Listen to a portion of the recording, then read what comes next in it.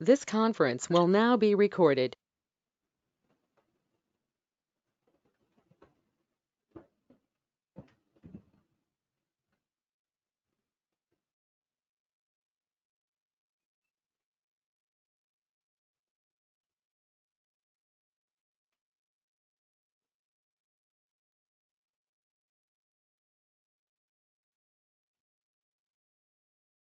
అంటే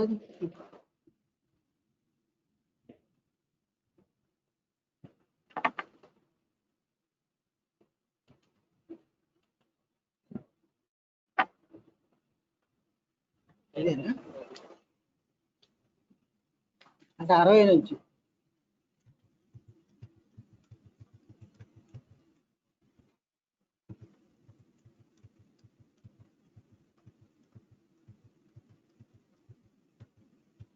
Hello, good morning to all of you. Good morning, sir. Pawan, Sir, ఇవన్నీ last time class ఇవన్నీ skip చేస్తున్నా, అందులోనే ఉన్నాయి. yes, sir. టైం క్లాస్లో చూశారు కదా,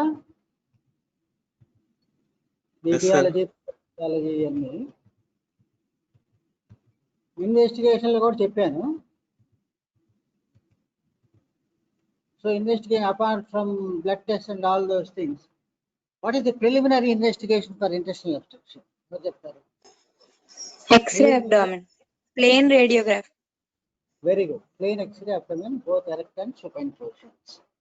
That is the simplest, which will give you maximum clue. Very good. So apart from that, CT scan, barium studies is already I have covered, both in this chapter and at the time of anatomy, physiology and investigations chapter also. Why it is not moving? So if it is X-ray, plain X-ray, you have to see some of the certain things.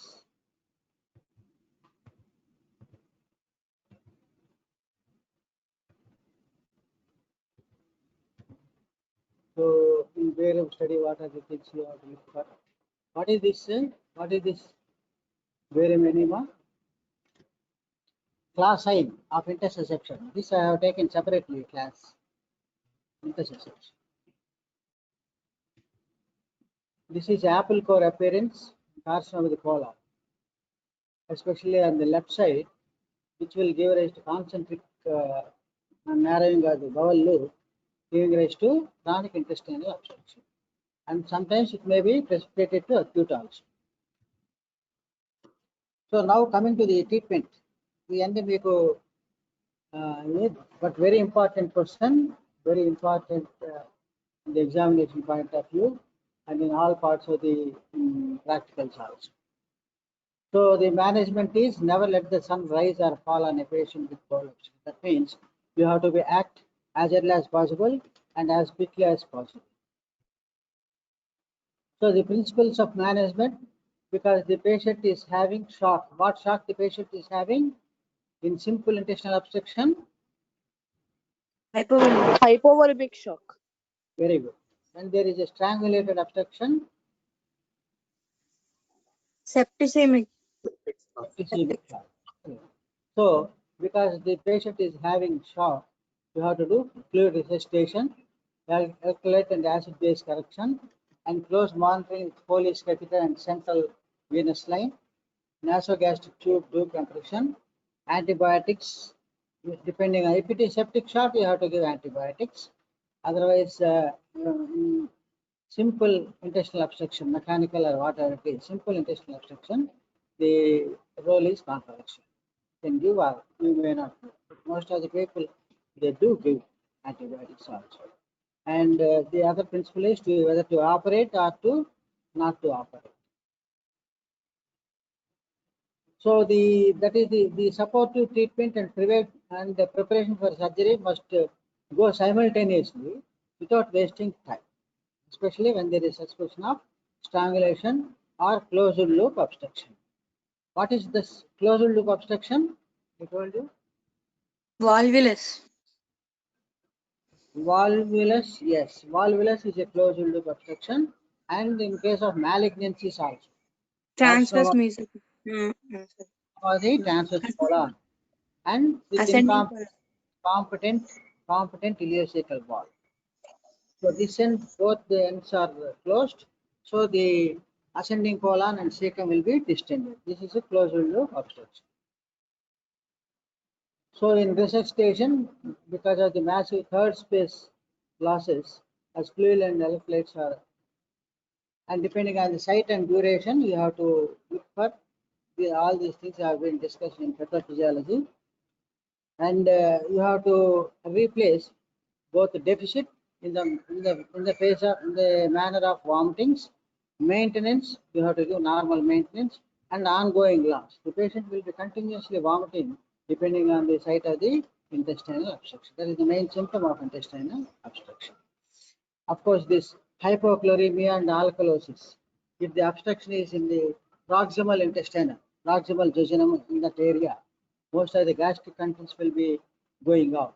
So the patient will have hypochloremia and alkalosis. All those things must be corrected. So see the three important truths that are to be kept: IV fluids, nasogastric decompression, and monitoring of the patient with the Foley's catheterization. So when it is safe not to operate, of course, intestinal obstruction, most of the times it is to be operated. And a small bowel obstruction, if adhesions are suspected, etiology, cannot have a virgin abdomen. That means, what does it mean? So the normal abdomen cannot have adhesions, because you have done a obstruction diagnosis of adhesions as the, because that is the commonest cause of intestinal obstruction. So when you have suspected adhesions in a normal abdomen, that means virgin abdomen, so you have to think before opening. And when there are no signs of strangulation, and when there is adynamic ileus, like paralytic ileus. So in all these conditions, you can have a second look and you can monitor the patient, and depending on the situation. And once there is strangulation, then immediately you have to go for surgery. So this mainstay of intestinal obstruction is surgery. The conservative management can be tried in patients with what we have done, subacute or chronic obstruction. However, it is difficult to define such cases. Conservative management should not be continued beyond 24 hours. So you should not wait for too much of time for observing the patient. And presence of fever, tachycardia, localized tenderness, and leukocytosis is an indication for early surgery. What does this indicate? Fever, tachycardia, localized tenderness, leukocytosis. What does they indicate? Early peritonitis. Before that, strangulation. Probably strangulation. Early strangulation. Okay. And once there is strangulation, and if there is any perforation of the necrotic intestinal patch, then there will be peritonitis. Okay. And of course, strangulation itself can cause early peritonitis. So they are the indications for surgery where you should not wait for observation. So strangulated hernia, peritonitis, pneumoperitoneum, suspected strangulation, closed loop obstruction, complete obstruction, virgin abdomen. Virgin abdomen means previously not operated, and large bowel obstruction. In all these cases, definitely you have to look for immediate in terms of. So, what are the principles? Management of segment at the site of obstruction, the distended principal bowel, and underlying cause of obstruction. All these three things you must observe. And so, the treatment is exploratory laparoscopy. So, you have to explore the abdomen for all looking for the previous life principles of the intestinal obstruction. So that is identification and assessment, operative decompression, and what surgical procedure, and whether the bowel is viable or not. This is very important step. So how do you do excavation? Generally, you give a very big midline incision. So midline incision starting from sternum to the below the umbilicus. A big midline incision depending on the distension, depending on the requirement, depending on the diagnosis, and you have to open the abdomen. You have to explore. And what is the common cause? Adhesions and bands. So while exploring, if you come across any adhesions and bands, you have to relieve it. And what is the second most common cause for intestinal obstruction? Peptic ulceration. Amma? Malignancy. Second is malignancy. So when there is, and if there is any malignancy in the exploration, you can see for any lumps, ascites, lymph nodes and all. And the other third commonest cause is hernia. Both external and internal hernias. Because internal hernias can be observed in the when you have opened the abdomen. Whereas external hernias, the commonest is indirect inguinal hernia. That is the commonest cause of obstructed hernia, giving rise to intestinal obstruction, and it may get strangulated also. So once there is obstructed or strangulated hernia, you need not open the abdomen. I already told you, once the cause for intestinal obstruction is hernia, then you can tackle the hernia operate at the inguinoscrotal by inguinoscrotal incision. That you have to keep in your mind. So the next step is you have to wait for assessment of the viability of the bowel. How do you assess? How do you say that the bowel is viable or not viable? This will be asked in the examinations. The viable bowel is dark color becomes lighter, recently bleached if pricked. That is the characteristic of circulation. The peritoneum will be shiny and intestinal musculature will be formed, and pressure rings may or may not disappear, and peristalsis may be observed. So if it is viable.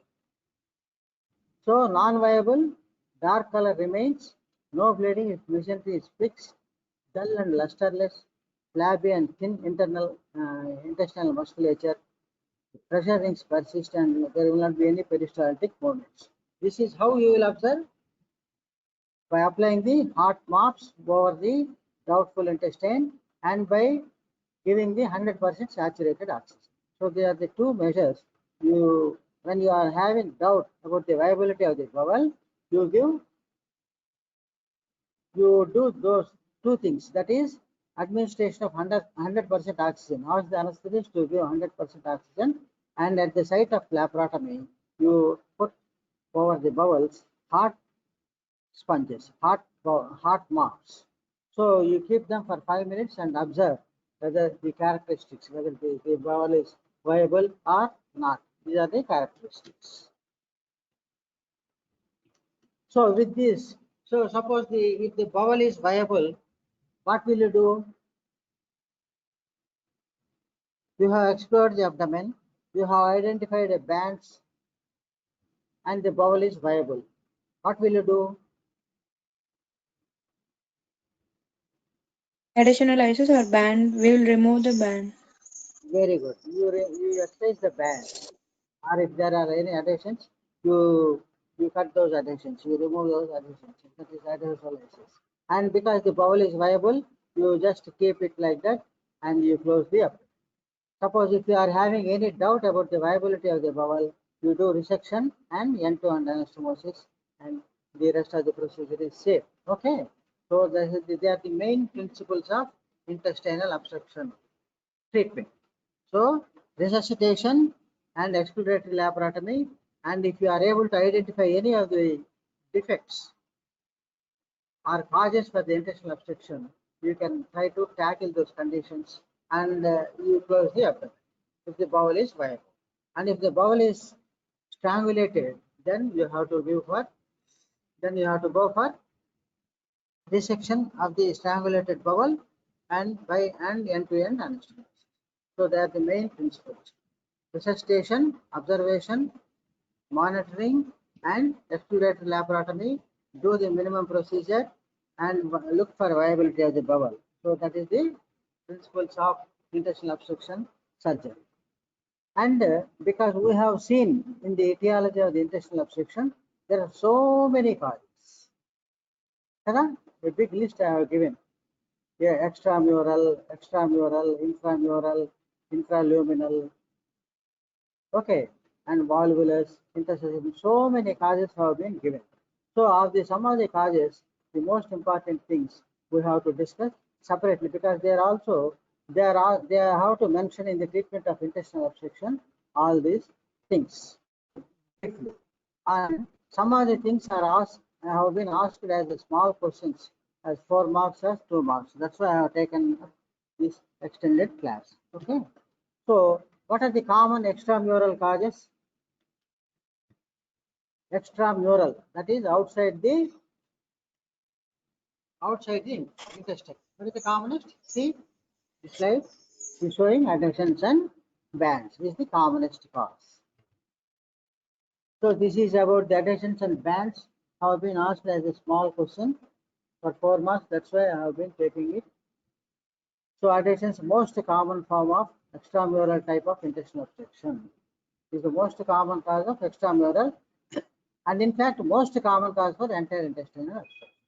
And mostly in Western countries, 4% of risk.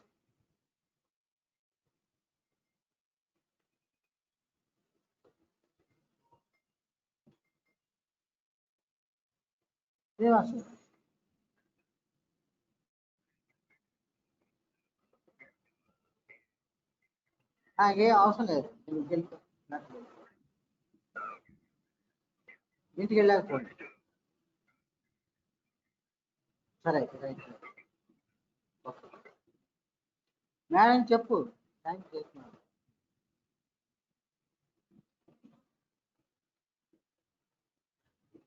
Risk of requiring a laparotomy around 2%.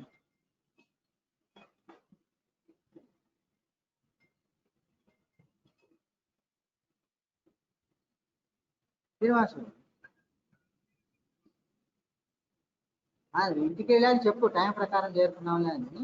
వెళ్ళేటప్పుడు సాయంత్రం ఉంటాను లోపల, నేను చెప్తాను class అయ్యాక నేను phone నాకు జాగ్రత్తగా చేరుకున్నాక ఇంటికి చేరుకున్నాక phone.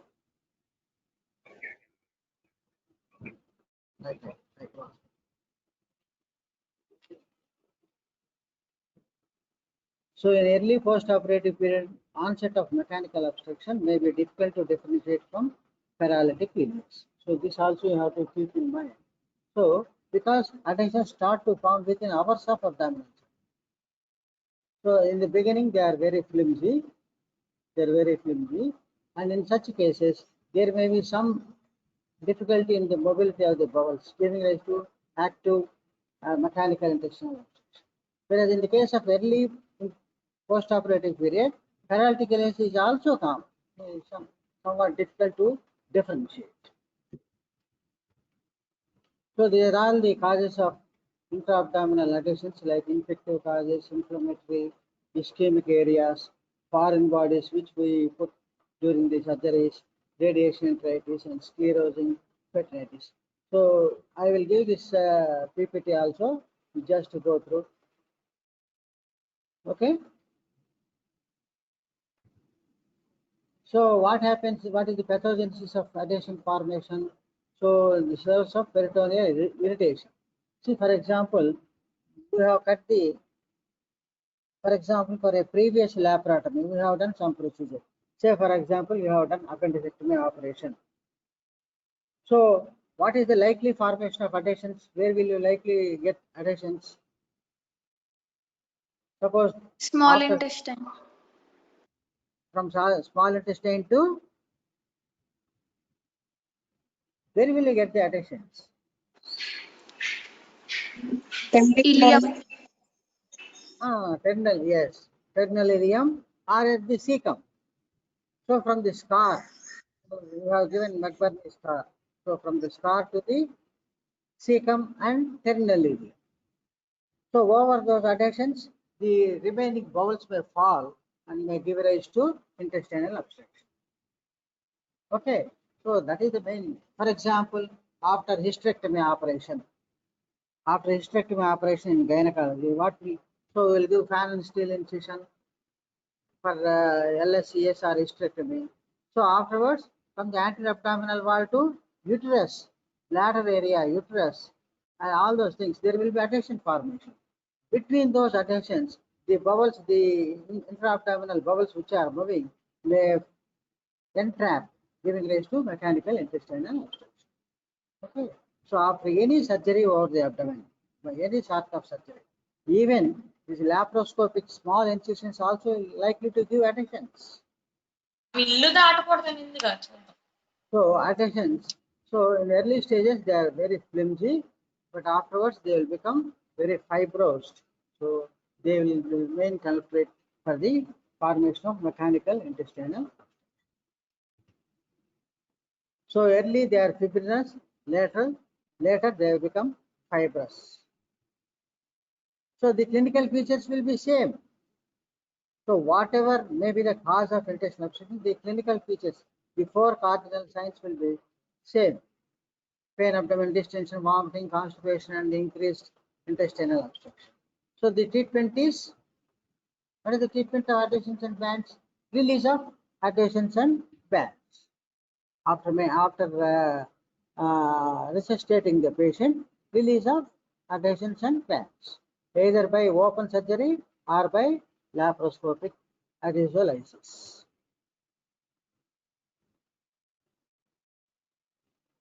Laparoscopy adhesion. These are the minor steps which are given, which you can go through.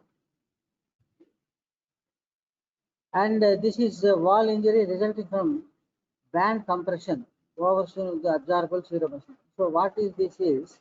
So for example, this is the bowel over a band. So while releasing the band, there is a injury to the bowel over the seromuscular peritoneal coat.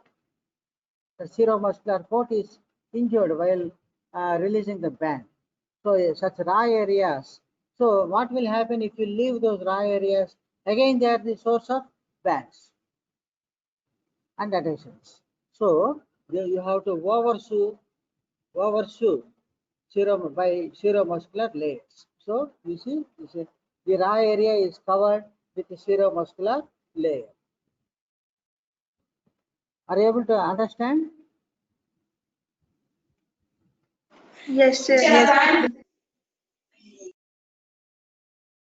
So these are all the things how you, for example, if they ask for bands and adhesions, these are the 10 slides, 5 or 6 slides you have to write. This is what is very important as a short notes. So how do you prevent formation of adhesions at the time of first surgery?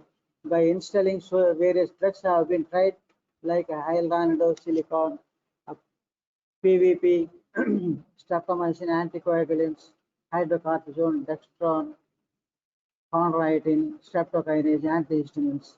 All those things have been tried with limited value. And you see, last sentence, currently no singular combination of agents is shown to be effective in most of the cases, but they have been tried. So good surgical technique is always very important. Washing of the peritoneal cavity with saline to remove clots, minimizing contact with gauze, covering anastomosis and raw peritoneal surface with momentum. So you have to cover any rasal. For example, you have done perforation closure, perforation of a chronic dural ulcer or ileum. You have closed. That area must be covered somehow with seromuscular stitches or by momentum. For example, in case of duodenal ulcer perforation closure, we are augmenting with Graham's patch. Okay, so all these things you have to keep in your mind. Of course, bands is also have been asked. The congenital band is obliterated vitreointestinal duct, and the string of bands following previous bacterial peritonitis and momental bands. And the exact etiology is not known. Somehow they will develop the band. Of course, for congenital obliterated intestinal tract. So that we have already discussed during the embryology of intestine and Meckel's diverticle. If that completely obliterated and form a fibrous band between the ileum and umbilicus, so over those band, the intestines may get moving and falling over that, and they may get twisted and may get obstructed. So that is the bands. So LADS band అనేది question ఇచ్చారు, ఒకసారి 2 marks the ఇందులోనే ఉంటుంది, మీరు తర్వాత చదవండి. LADS band, LADD, LADS band. So this is the case of, you can see the diagram where they are, you can see the band, they remove the band, you can see the raw area. That raw area must be somehow you have to close. So always remember release of bands either through laparoscopy or laparotomy. So these things, and the findings for any of these things is like just like other causes of intestinal obstruction. So treatment of recurrent intestinal obstruction caused by adhesions. So recurrent adhesion. So you have done adhesiolysis by first time. That means previously patient underwent surgery, adhesions formed, you have done adhesiolysis. Again the patient developed adhesions. So for such conditions, you have to go for a special procedures, Nobel's plication operation, Charles Phillips transmesenteric plication, and intestinal intubation. You just remember these names. The procedures are beyond your scope and not necessary. But when there are adhesions, repeatedly they are causing intestinal obstruction, you can try these 3 operations: repeat adhesiolysis, or Nobel's or Charles Phillips, or intestinal intubation. So this is Nobel's plication because between these intestines there are a lot of bands. So releasing those bands causes recurrence of adhesions. So in such cases, the closed bands, they will be plicated. This is Nobel's plication, and this is Charles Phillips procedure, plicated in horizontal manner. And this is Baker's tube intubation. So through the jejunostomy tube, they are passing the, so they are bypassing the obstruction because between these loops, bands. So all these bands, if you really, it is causing obstruction again. So this third procedure is Baker's tube intubation. So Charlie Phillips, Nobel's, and Baker's procedures for recurrent adhesions and bands, and of course recurrent attempts of and repeated attempts of adhesiolysis. 4th procedure can be done. And the second most common cause for extraluminal intestinal obstruction is the hernias. So it may be due to external or internal. The rental is common of the two, external or internal.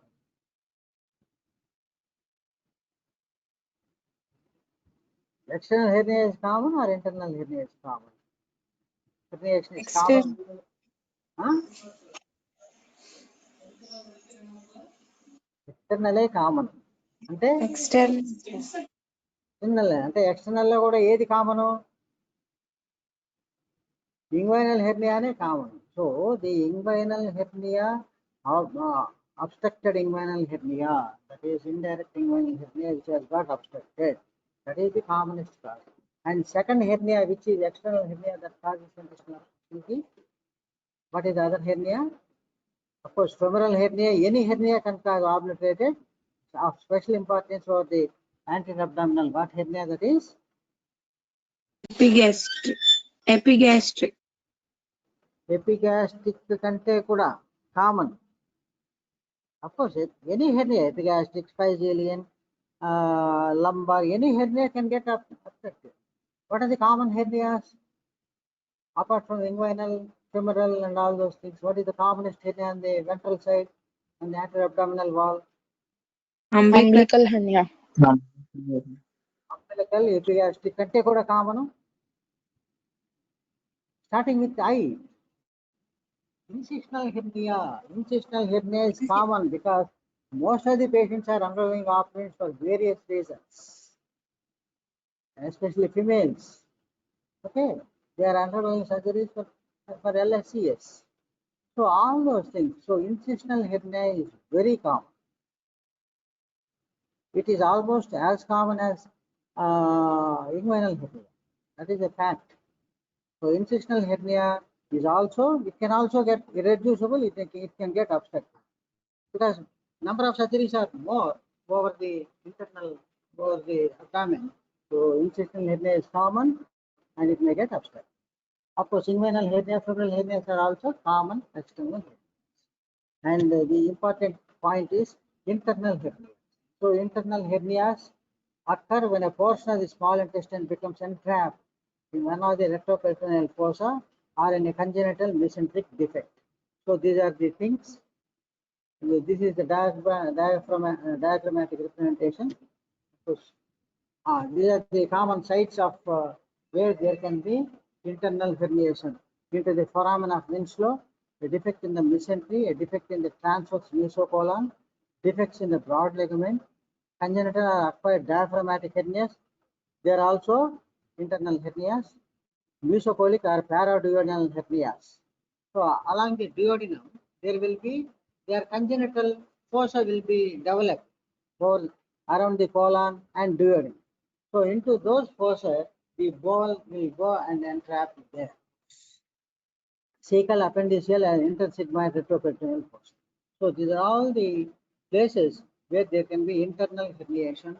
The bowel can occur. So again, there are two types: passage of viscous through the defect in the mesentery or omentum, that is internal prolapse, or protrusion of a viscous through the opening formed by a fold of peritoneum, that is through head. So that means fold of peritoneum, that is the duodenal fossa or paracolic or paracecal fossa. They can be congenital or acquired, uncommon and very difficult to detect because they are very uncommon internal hernias. The common hernia that can cause intestinal obstruction is external hernias only. In external hernias, inguinal hernia and incisional hernias are common. Account for 1% of intestinal obstruction. This internal hernias. So mechanism of congenital hernia, of course, all these things you can read. These are all the diagrams. There is a rent in the omentum into which the bowel has been herniated. This is omental hernia, this is mesenteric hernia. See, there is a rent in the sigmoid mesocolon into which this small bowel has herniated. Hernia to broad ligament. So broad ligament to the females. So there is a defect in the broad ligament. They may be congenital or they may be acquired also. So all these things you have to keep in mind. Hernia through falciform ligament, that is between the liver and the umbilicus. So if there is any gap in the falciform ligament, through that gap, the intestine has collapsed. Herniated. So there are all some of the examples. You can see the herniation through the foramen of Winslow. This is the foramen of Winslow into which the bowel has herniated. Okay. So it's very important. You know the foramen of Winslow, what is that? It is the communication between the lesser sac and greater sac of the abdomen. And of course, of all the internal hernias, the commonest is the paraduodenal hernia. Commonest is paraduodenal hernia. Internal hernia అనే short notes అడిగినప్పుడు మీరు ఇప్పుడు చెప్పిన ఆ బొమ్మలలో ఉన్నటువంటి పేర్లన్నీ ఆ sites అన్ని రాయాలి. And you have to mention about the paraduodenal hernia, which is the commonest.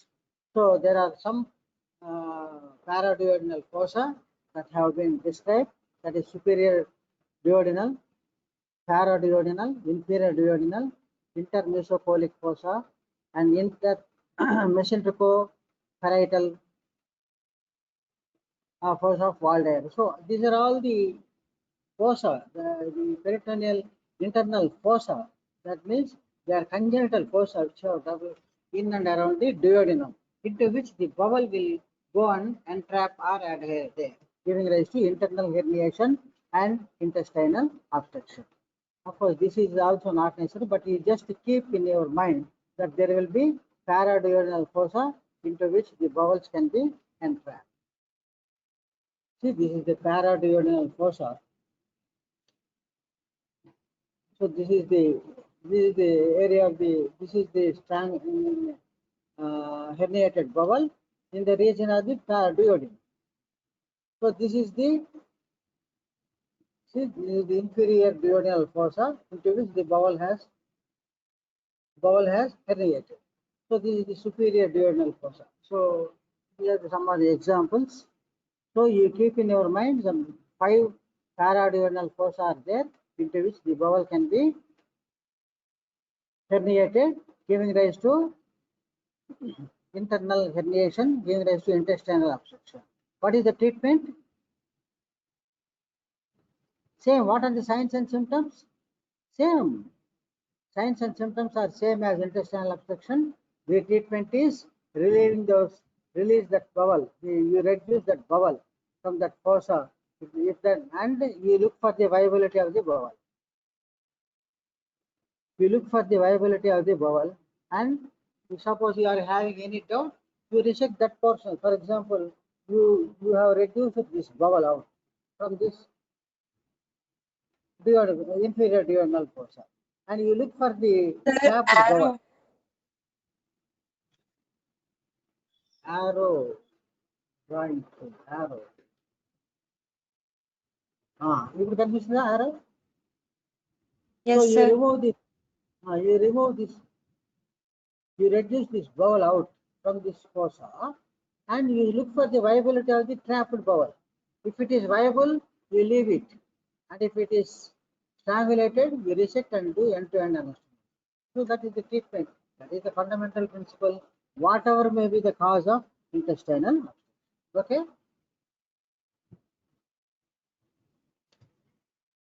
So this is hernia through ileocecal fossa. So you see, this is the ileum. See, this is the ileum, cecum. So there will be a fossa into which the bowel will enter, and you can see the bowel is entering the ileocecal fossa, and they get obstructed here. So the treatment is you reduce the bowel, you remove the bowel, and you cut down that fossa, remove the bowel, look for the viability of the bowel, and do whatever is necessary. So that is the principle of whatever may be the intestinal hernia. This is retroanastomotic hernia. This, have you heard posterior GJ? Posterior gastrojejunostomy. Where will you do that? Stomach చెప్తున్నారుగా మీకు. Gastric ulcer perforation. Gastric ulcer perforation లో చేయరమ్మా. Chronic duodenal ulcer treatment posterior GJ. Chronic duodenal ulcer. What is the treatment of chronic duodenal ulcer? Lifestyle management to PPIs, and the surgeries vagotomy and posterior gastrojejunostomy. Okay, posterior gastrojejunostomy, they will make a rent in the transverse mesocolon. Transverse mesocolon nunchi, this is the transverse mesocolon. They made a rent, and they brought the posterior surface of the stomach to which the jejunum is anastomosed. This is called posterior GJ. So through this rent, this bowel has herniated. This is called Stammer's hernia. You can note down, this is called Stammer's, S-T-A-M-M-E-R, Stammer's hernia. So there is a defect in the defect in the transverse mesocolon, because we make a rent in the transverse mesocolon for getting the posterior surface of the stomach. Of course, this is all will be explained in the GJ operative surgery. So through that rent in the transverse mesocolon, the bowel has protruded or herniated, giving rise to obstruction. So what is the treatment? You reduce this bowel, you bring the bowel out. If it is viable, you just keep it like that. Okay.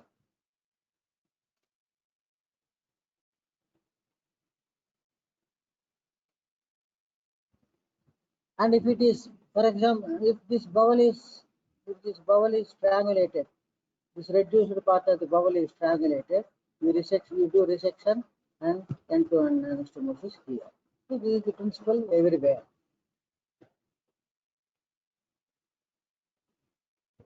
So internal herniation in the absence of adhesions is there. So because we have seen so many peritoneal internal hernial sites and fossa and all those things, so there will be some associated adhesions also will be present. The standard treatment is obstructed hernia is to release the constricting agent by division. You relieve the constricting agent and look for the viability of the bowel and do whatever is necessary. And releasing of the constricting band should not be undertaken in cases of herniation involving the foramen of Winslow, mesenteric defects, and paraduodenal fossa. So, you have seen if it is a omental defect through which the bowel has collapsed, you can enlarge the omental extension and you can pull out the bowel. But these three important places where you should not cut that constricting band at the area of foramen of Winslow, mesenteric defects. What will happen if suppose there is a mesenteric defect? If you cut blindly, what will happen? It may injure the middle colic artery or marginal artery, some other important vessels, which may jeopardize the blood supply of the colon. So you have to be very careful. And paraduodenal fossa also. So paraduodenal fossa, if you blindly cut, what will happen? There are important structures like bile duct, pancreatic duct, superior mesenteric vessels, portal vein, all those things are there, common bile duct, and all those things are there. So these are three areas where you have to look for, you have to be more cautious in cutting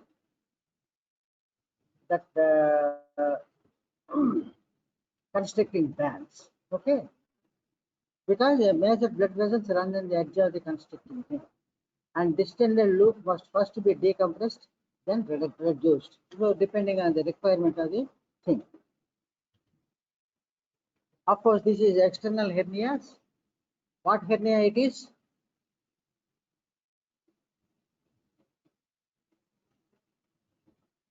The common external hernia is inguinal, second common is femoral, third one is incisional, fourth one is umbilical. The diagram, what hernia it is?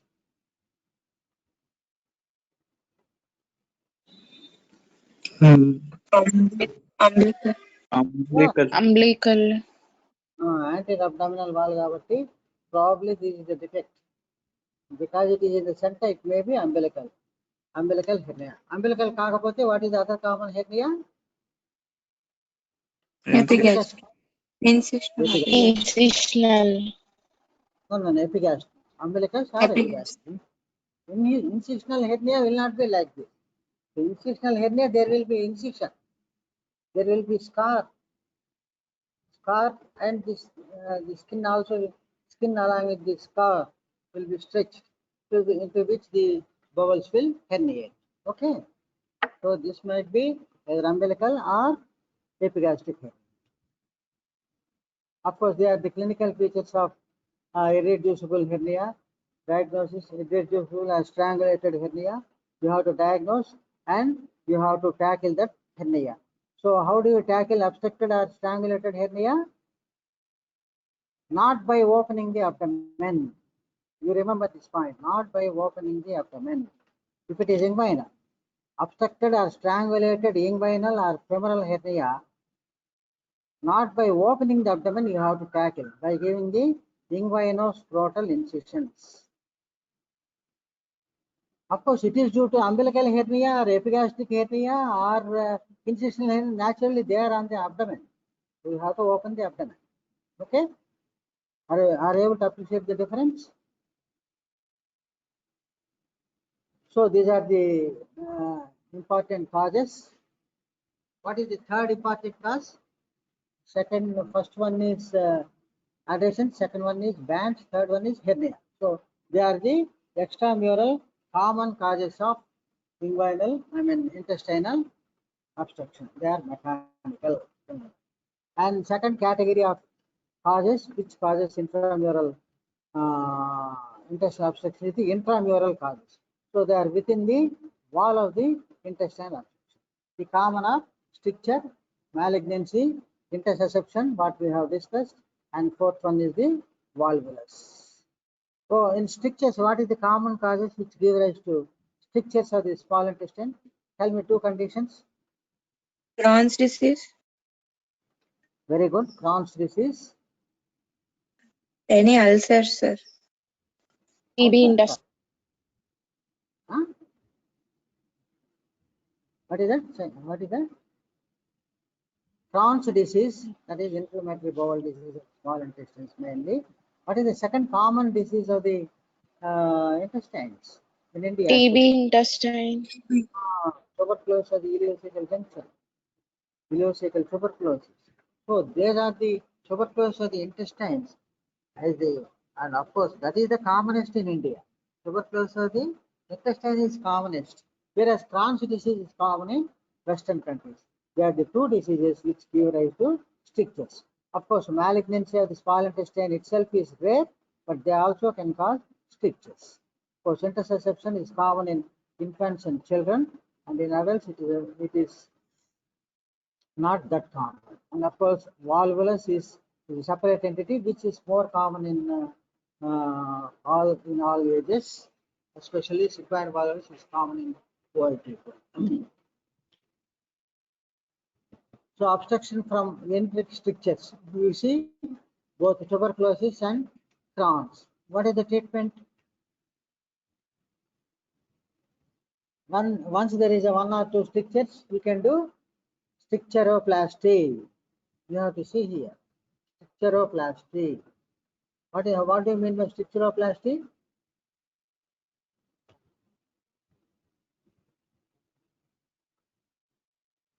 See, you can see the multiple strictures. Oh.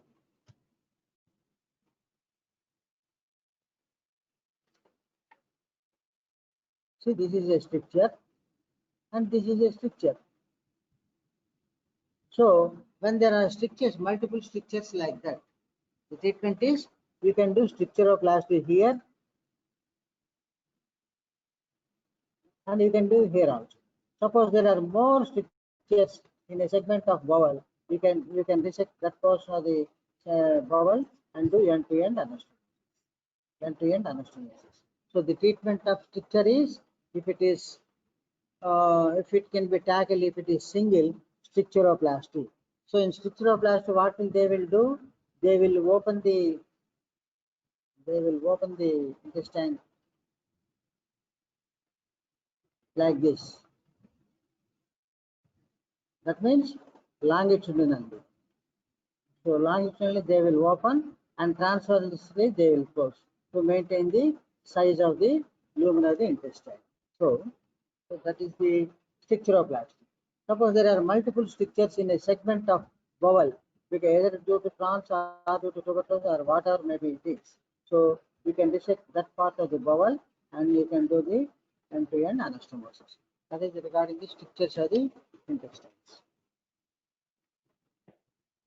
See, of course, this is a diagram of isolated stricture where they have done. See, the stricture is open longitudinally. See, this is the strictured segment. They have opened longitudinally and they will close horizontally. Transversely, they will close so that the lumen will become wide. See, they will close horizontally. So in this area, there is a stricture which is opened longitudinally and closed transversely. This is called stricturoplasty. And of course, these strictures are there in the multiple strictures are there in various areas of the particular segment of the bowel. You can do resection of that part of the bowel and do end-to-end anastomosis. Of course, malignant strictures are also common apart from infections like Crohn's and tuberculosis. So if it is due to malignant strictures, you should not go for stricturoplasty. So you have to assess the what is the cause for that malignancy, what type of malignancy it is, and what type of, suppose that stricture is due to malignancy of the terminal ileum. So what procedure we will do? It is near the terminal ileum.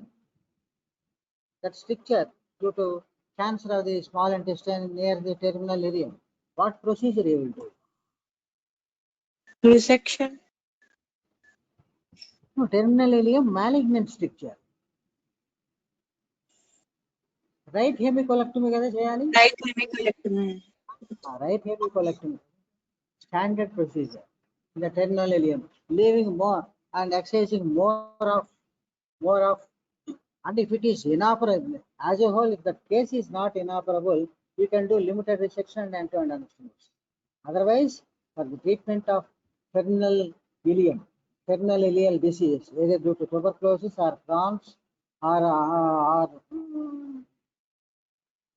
GIST, gastrointestinal stromal tumor, whatever it is, carcinoid, whatever it is, you have to do right hemicolectomy is the standard treatment. Because it is a malignant stricture. It is that stricture is due to malignancy. If it is due to tuberculosis, start ATT, do stricturoplasty or limited resection. Like Crohn's disease also, start conservative management with steroids and sulfasalazine and all those things, and do stricturoplasty. And if there are multiple, you can go for multiple, limited resection. If it is due to malignancy, you have to go for radical resection. If it is resection, if it is operable. So they are the they are the intramural columns. That means within the wall of the intestine. So we have discussed the extraluminal, intramural. The third category is the intraluminal. So that means the pathology is within the bowel lumen. So the common causes for this thing is fecal impaction, foreign bodies, bezors, gallstones. So gallstone ileus, gallstones and gallstone ileus has been asked as a short answer, and bezors also has been asked as a short answer, short question. And gallstone ileus, you keep in your mind what is the cause for gallstone ileus.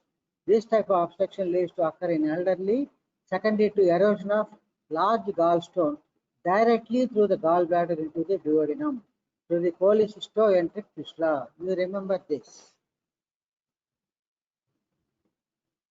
Through cholecystosis, the gallbladder has directly communicated and formed a fistula to the duodenum, through which the gallstone has entered the duodenum.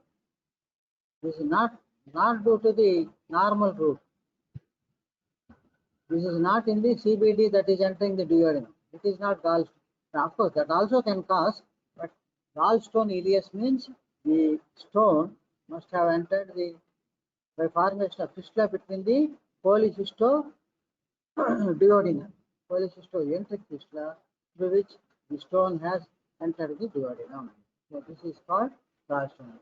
So that stone, once it has entered the bowel, it passes through the entire, and it will get impacted in the terminal part of the ileum near the ileocecal junction. So this is important short answer. Most common site is impaction about 60 centimeters proximal to the ileocecal wall. So from proximal, so that is 2 feet of intestine, terminal ileum, up to the ileocecal wall. That is the commonest site where there is impaction. Of course, then what are the features? Same as intestinal obstruction. The 4 cardinal features will be there. Okay. So there may be attacks of obstruction frequently incomplete or relapsing as a result of wall effect. That stone may get impacted at the ileocecal junction, causes complete obstruction, and it may come out. So that wall effect may be there. So relapsing and recurrent intestinal attacks of intestinal obstruction might be present in gallstone ileus. Of course, investigation is X-ray of the abdomen, where you can see the loops and you can see the gallstone also. So the characteristic radiological sign of gallstone ileus is regular striate. You remember this point, regular striate, where there will be small bowel obstruction, pneumobilia. That means the air will enter into the biliary tract and atypical mineral showing shadow on radiograph of the abdomen. So that means the gallstone shadow might be there in the abdomen. So stone, pneumobilia, that is presence of air in the biliary tract, and of course because of this ileus and because of this obstruction, there may be evidence of intestinal obstruction that in the form of dilated loops. And presence of two of these radiological signs is pathognomonic of gallstone ileus.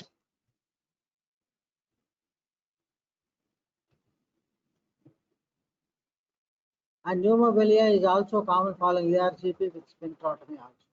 So that is a differential diagnosis. When there is a pneumobilia, you can think of this pneumobilia following ERCP with sphincterotomy also. The air from duodenum will enter into the biliary tract. That is a differential diagnosis. Whereas in gallstone ileus, there will be polycystoenteric fistula through which the gallstone has entered. Of course, the treatment is laparotomy. You can identify the stone near the terminal ileum. You can try to milk it into the colon. If it is not possible, you have to open. You do enterotomy and remove the stone, and at the same time you tackle the repair the polycystocolic fistula, do cholecystectomy. So this is what is you have to write in the for gallstone ileus in the examinations. Of course, this is the foot bolus. Foot bolus. You can see the foot bolus. See, not properly chewed grapes, and probably they are dates which are not properly chewed, especially in adulterous old people. So they may form as a bolus, which is very rarely can give rise to intestinal obstruction. Again, the clinical features are same, and treatment is you can try by squeezing the bowel to manipulate these contents into the colon, and if it is not possible, you have to open the intestine, enterotomy, and you have to remove that bolus. Okay. And trichobizars have been asked in the examination as a short notes. Trichobizar means to form masses of undigested hair ball, to persistent hair chewing or sucking, and is associated with underlying psychiatric abnormality. So hair ball, persistent hair chewing and sucking, and due to underlying psychiatric abnormality. You can see such a big trichobizar occupying the entire stomach. It has taken the shape of the stomach. You see, this is the stomach and pylorus, duodenum. So such a big trichobizar. So it's a mass of hair. Though very rare, it has been described. You can see what is the treatment. That mass, they have to do gastrotomy.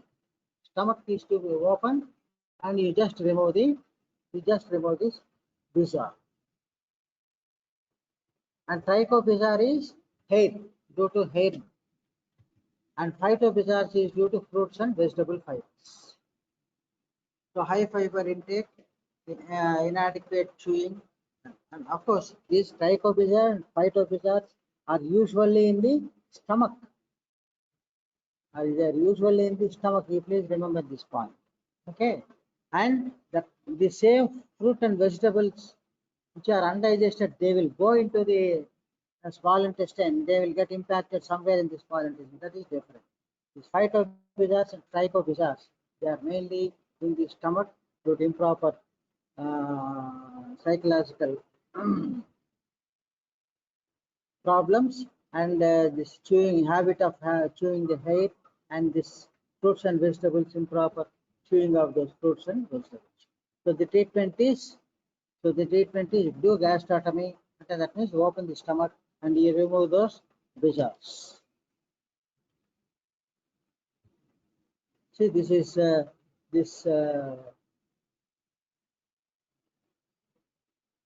of course this is food particle in the ileum.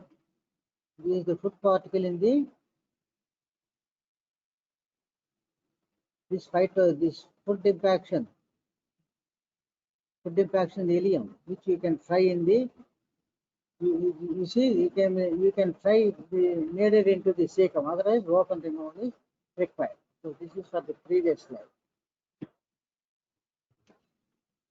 Stercoliths are due to stercoliths are a fecal inspissated fecal matter which may likely to cause obstruction. What is the common obstruction that is possible with stercolith?